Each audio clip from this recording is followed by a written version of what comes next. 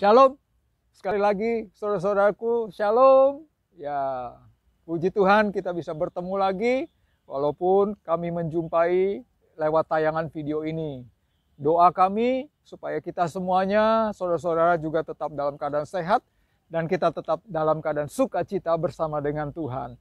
Meskipun corona ini belum selesai, meskipun ada banyak tantangan, ada banyak pergumulan, mari kita mau sama-sama saat ini kita luangkan waktu, kita ambil waktu bersekutu dengan Tuhan. Saya mau mengajak saudara, kita belajar firman-Nya supaya kita diberkati. Sekali lagi, ambil Alkitab saudara, buka dari kitab Yehezkiel. Yehezkiel pasal 14.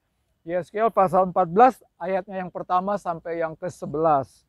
Namun ini ayat-ayatnya sangat panjang. Saya hanya akan membacakan ayat-ayat inti. Ayat-ayat intinya saja ya saudara-saudara, seperti biasa. Baik, demikian firman Tuhan. Yehezkiel 14, maka datanglah firman Tuhan kepadaku, hai anak manusia, orang-orang ini menjunjung berhala-berhala mereka dalam hatinya, dan menempatkan di hadapan mereka batu sandungan yang menjatuhkan mereka ke dalam kesalahan. Karena setiap orang, baik dari kaum Israel maupun dari orang-orang asing yang tinggal di tengah-tengah Israel, yang menyimpang daripadaku dan menjunjung berhala-berhala dalam hatinya dan menempatkan di hadapannya batu sandungan yang menjatuhkannya ke dalam kesalahan, lalu datang menemui nabi untuk meminta petunjuk daripadaku baginya, aku Tuhan sendiri akan menjawab dia, aku sendiri akan menentang orang itu, dan aku akan membuat dia menjadi lambang dan kiasan, dan melenyapkan dari tengah-tengah umatku, dan kamu akan mengetahui bahwa akulah Tuhan. Saudaraku yang dikasihi Tuhan, tema pembelajaran kita pada kesempatan kali ini bicara tentang penyembahan berhala. Penyembahan berhala. Ya, kali ini pembelajaran kita agak-agak serem. Ya, saudara-saudara, saya tidak bermaksud menakut-nakuti kita, saya tidak bermaksud berbuat apa-apa, saya hanya mau mengajarkan kebenaran firman Tuhan. Ya, ternyata hari-hari ini saya menemukan saudara-saudara, kalau kita pernah belajar atau kita pernah mendengar atau kita pernah membaca berita, ya ada banyak orang yang masih melakukan penyembahan berhala, bahkan secara khusus zaman dahulu, sebelum zaman belum modern katanya, sebelum teknologi belum canggih. Saudara, tapi saudara ternyata hari-hari ini juga banyak, bahkan makin banyak. Makin banyak orang yang melakukan penyembahan berhala. Nah, mungkin saudara berpikir, apa sih berhala itu? Nah, persoalannya kita seringkali keliru mengenai pemahaman tentang berhala ini. Mari kita belajar. Saudara, perhatikan ya. Tadi sekali lagi di sana dikatakan bahwa Yehezkiel 14 dimulai dari ayat yang kedua, maka datanglah firman Tuhan kepadaku, hai anak manusia, orang-orang ini menjunjung berhala-berhala mereka dalam hatinya dan menempatkan di hadapan mereka batu sandungan yang menjatuhkan mereka ke dalam kesalahan. Dan selanjutnya kalau saudara baca di ayat-ayat berikutnya, maka Tuhan menentang dan Tuhan marah kepada orang yang melakukan penyembahan berhala. Saudara-saudara, di dalam 1 Yohanes 6 ayat 21, 1 Yohanes 6 ayat 21, anak-anakku, waspadalah terhadap segala berhala. Ya, waspadalah terhadap segala berhala. Ya, di sana ada kata segala berhala. Segala berhala artinya berarti berhalanya banyak, saudara-saudara. Ya, jadi pengertian berhala bukan satu hal, tetapi ada banyak. Saudara, kita mau lihat, saudara-saudara yang kasih Tuhan. Ya, begini. Kalau menurut kamus besar bahasa Indonesia, berhala adalah patung. Patung atau dewa atau sesuatu yang didewakan. Sesuatu didewakan, disembah atau dipuja-puja. Ya, kalau menurut kamus umum sih, berhala itu patung, ya benda-benda, jimat-jimat gitu kan, arca atau apapun gitu kan. Nah, seperti sekarang ini saya sengaja berdiri di samping sebuah pohon yang kelihatannya unik. Ya, juga kadang seringkali pohon-pohon, katanya pohon beringin tua, gua-gua. Nah, saudara, itu seringkali dijadikan tempat penyembahan berhala. Saudaraku yang dikasihi Tuhan, kalau di dalam kamus Alkitab, pengertian kita di dalam kamus Alkitab atau kekristenan bahwa berhala bukan hanya patung, bukan hanya jimat, bukan hanya arca, bukan hanya lambang apapun, tetapi bisa juga segala sesuatu yang artinya kita sembah, kita tinggi-tinggikan, kita puja-puja, kita sembah-sembah, saudara. Jadi nggak harus berupa patung, bisa juga uang, harta kita yang kita dewa-dewakan, kita menganggap harta kita lah segala-galanya. Harta kita lah yang bisa memberikan kekuatan, ya, mobil kita, apapun pangkat kita dan sebagainya. Saudara, itulah dia pengertian berhala. Jadi berhala tidak harus bentuknya patung. Saudara-saudaraku yang dikasih Tuhan. Di dalam Mazmur 115, Mazmur 115 ayat yang keempat. Berhala-berhala mereka adalah perak dan emas buatan tangan manusia. Jadi bisa juga perak, emas. Sekali lagi saudara, bisa apapun. Ya. Intinya apapun, lalu kita sembah, kita tinggikan, kita menganggap itu punya kekuatan magis, kita menganggap bahwa dia bisa memberikan kebahagiaan, kebaikan, keuntungan, atau apapun di dalam kehidupan kita, lalu kita tinggi-tinggikan atau kita dewakan. Itulah berhala. Ya.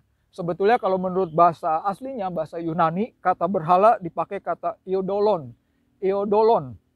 atau idolon, atau idolatre, ya, idolatres, ya. Artinya idola. Saudara pasti pernah ya mendengar kata idola. Misalnya American Idol, Indonesian Idol. Saudara punya idola? Hati-hati saudara. Berarti itu berhala. Ya kan saudara? Dan saya bukan tipe orang yang mau diidolakan saudara. Saya biarin aja begini. Karena saya nggak mau jadi berhala. Saudaraku yang dikasih Tuhan, itulah berhala. Nah saudara ingat, Tuhan pernah bilang begini dalam kitab Keluaran pasal 20. Jangan ada padamu patung atau bentuk apapun yang menyerupai aku. Iya. Dan jangan sujud menyembah kepadanya. Saudaraku yang dikasih Tuhan. Tuhan tidak mau ada pribadi lain, ada hal lain, ada benda lain, ada sesuatu yang lain di dalam hati kita yang kita sembah, kita puja, kita dewakan. Nah, kalau selain daripada Tuhan ada yang demikian berarti kita menyembah berhala. Itu namanya kita menyembah berhala. Mari kita introspeksi saudara-saudara. Nah, kita mau belajar dalam hal penyembahan berhala ini. Poin yang pertama, 2 Tawarik 31 ayat 1. 2 Tawarik 31 ayat 1. Setelah semuanya ini diakhiri, seluruh orang Israel yang hadir pergi ke kota di Yehuda lalu menemukan segala tugu berhala, menghancurkannya segala tiang berhala, dan merobohkan segala bukit pengorbanan dan mesbah di seluruh Yehuda dan Benyamin, juga di Efraim dan Manase, sampai musnah semuanya. Kemudian pulanglah seluruh orang Israel ke kota-kotanya, ke miliknya masing-masing. Saudaraku yang dikasihi Tuhan, poin yang pertama, bila kita melakukan penyembahan berhala, maka harus segera dilenyapkan. Harus segera dilenyapkan, saudara. Ketika saudara mendengar pelajaran firman ini, dan mohon maaf bila mana kita merasa ada sesuatu berhala dalam hidup kita, maka kita harus segera melenyapkan.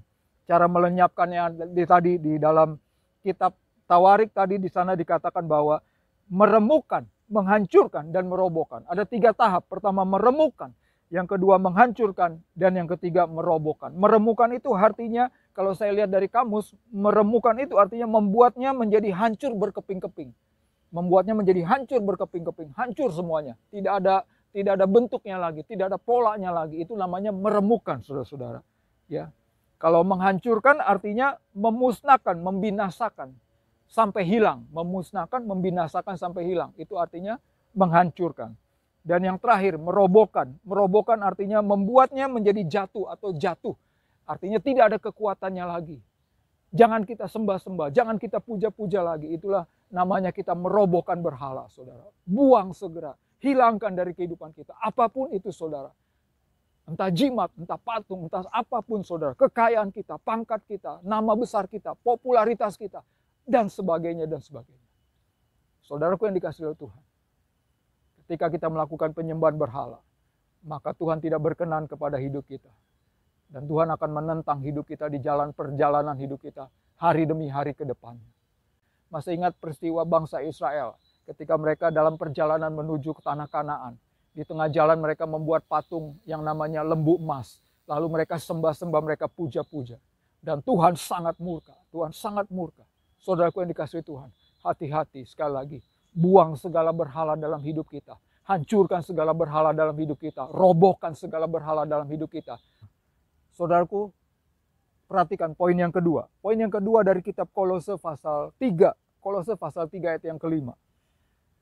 Karena itu matikanlah dalam dirimu segala sesuatu yang duniawi, yaitu percabulan, kenajisan, hawa nafsu, nafsu jahat, dan juga keserakahan yang sama dengan penyembahan berhala. Sama dengan penyembahan berhala. Semuanya itu mendatangkan murka Allah. Saudaraku yang dikasihi Tuhan. Di dalam kitab Kolose kita semakin jelas lagi bahwa berhala itu bukan berarti patung, bukan berarti pohon seperti ini. Bukan berarti arca, bukan berarti jimat, bukan berarti sesuatu lainnya yang kita sembah, kita agungkan. Tetapi penyembahan berhala juga berarti kita hidup dalam kedagingan. Kita hidup dalam nafsu jahat, kita hidup dalam hawa nafsu, percabulan, kenajisan, bahkan keserakahan. Waktu hidup kita serakah, kita tamak, kita rakus, kita maunya tamak mencari harta dan sebagainya. Saudara hati-hati, itu penyembahan berhala. Dan Tuhan tidak berkenan, saudara-saudara. Saudara-saudaraku yang dikasihi Tuhan, mari kita introspeksi diri. Bagaimana dengan kehidupan kita? Hari-hari ini, hari-hari kemarin, apakah kita hanya fokus mencari uang? Apakah kita harus fokus mengejar materi, mengejar harta, bahkan hawa nafsu yang lainnya, nafsu jahat juga. Itu namanya penyembahan berhala. Saudara-saudaraku yang dikasihi Tuhan. Dan Tuhan murka. Tuhan murka. Saudaraku yang dikasihi Tuhan. Mari matikan itu semuanya dalam hidup kita.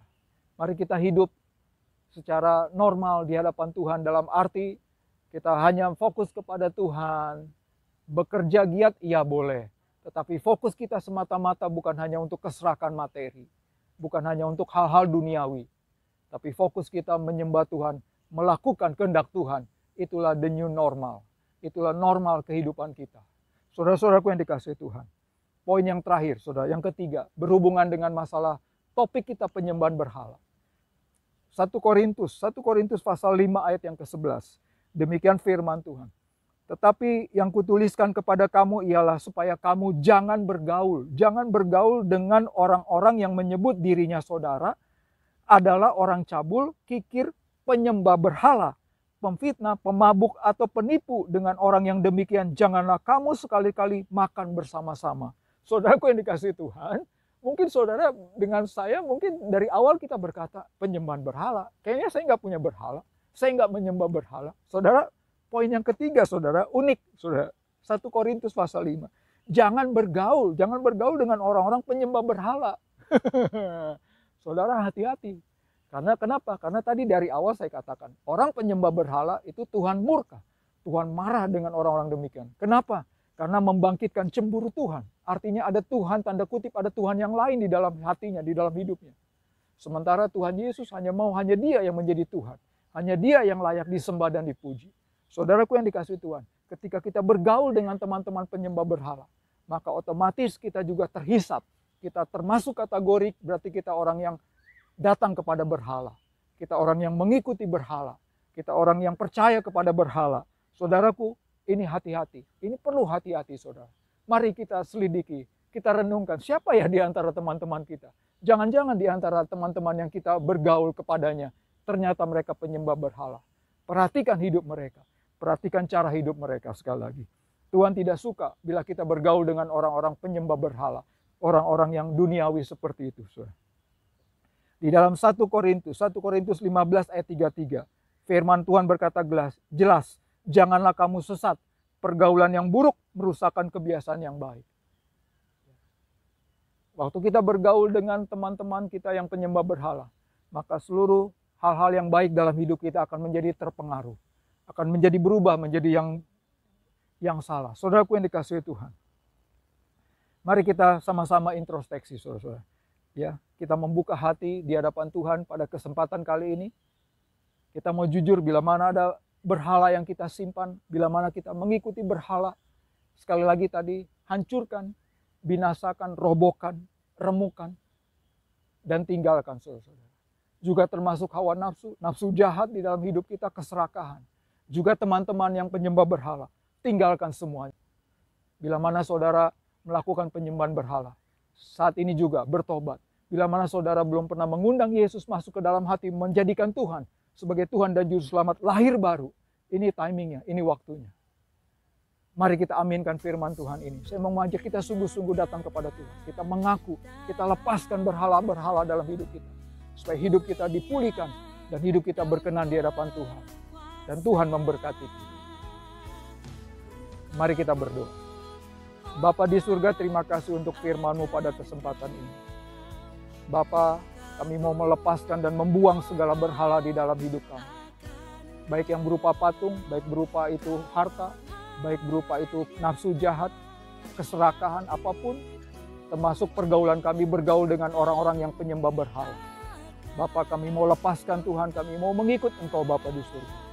Kami mau berbalik kepada Engkau. Bapa, bila mana ada penonton yang membuka pintu hatinya dan mengundang Engkau Tuhan Yesus masuk ke dalam hatinya. Dalam nama Tuhan Yesus hamba berdoa, Tuhan jamah. Tuhan berkati dalam nama Tuhan Yesus.